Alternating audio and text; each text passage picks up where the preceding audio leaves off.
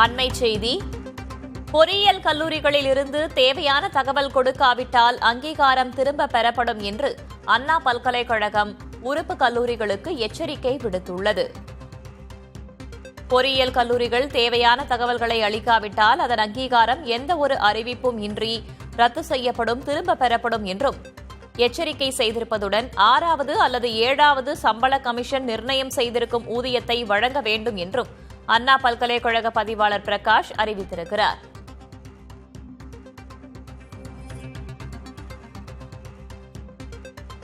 பொறியியல் கல்லூரிகள் தேவையான தகவல்களை கொடுக்காவிட்டால் அதன் அங்கீகாரம் ரத்து செய்யப்படும் அல்லது திரும்ப பெறப்படும் என்றும் 6வது அல்லது 7வது சம்பள கமிஷன் நிர்ணயம் செய்த ஊதியத்தை வழங்க வேண்டும் என்றும் அண்ணா பல்கலைக்கழகம் அறிவுறுத்தியுள்ளது.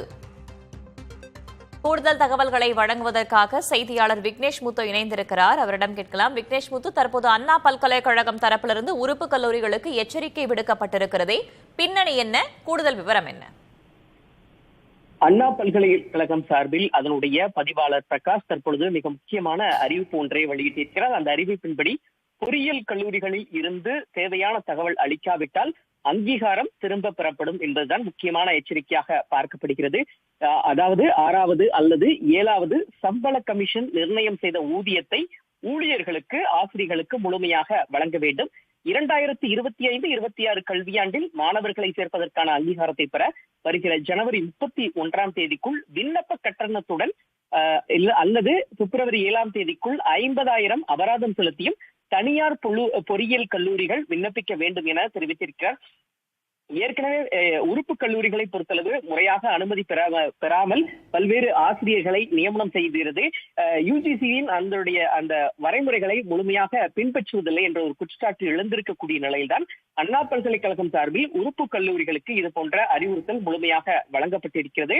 அதே நேரத்தில் ஏற்கனவே உயர்கல்வித்துறை சார்பில் அண்ணா பல்கலைக்கழகம் என்னென்ன விதிமுறைகளை விதிக்கின்றதோ அவற்றை உறுப்பு கல்லூரிகள் முழுமையாக பின்பற்ற வேண்டும்.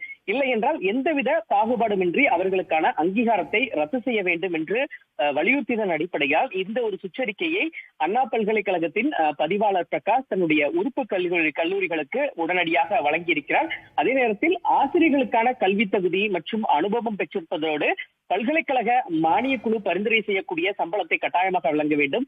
அனைத்து ஆசிரியர்கள், பணியாளர்களின் விவரங்கள், அடையாள அட்டை, பான் கார்டு, ஆதார் கார்டு உள்ளிட்டவைகளை ஆய்வு செய்ய வேண்டும் எனவும் தெரிவித்திருக்கார். ஏற்கனவே அண்ணா பல்கலைக்கழகத்தின் உறுப்பு கல்லூரிகளில் ஆசிரியர்கள், அதாவது ஒரு கல்லூரியில் பணியாற்றக்கூடிய ஆசிரியர்கள் கிட்டத்தட்ட 3 முதல் 5 உறுப்பு கல்லூரிகளில் பணியாற்றி என்ற ஒரு குற்றச்சாட்டு எழுந்து அந்த சம்பந்தப்பட்ட ஆசிரியர்கள் கண்டறியப்பட்டு அவர்கள் மீது நடவடிக்கை எடுக்கப்பட்டிருக்கக்கூடிய நிலையில வரக்கூடிய நாட்களில் இது போன்ற ஒரு நிகழ்வுகள் நடைபெறாமல் இருப்பதற்காகத்தான் இத்தகைய ஒரு முடிவு எடுக்கப்பட்டிருக்கிறது. வேதவள்ளி, பல்வேறு அறிவுறுத்தல்களை வழங்கி உறுப்பு கல்லூரிகளுக்கு எச்சரிக்கை விடுத்திருக்கிறது அண்ணா பல்கலைக்கழகம். விரிவான தகவல்களுக்கு நன்றி விக்னேஷ் முத்து.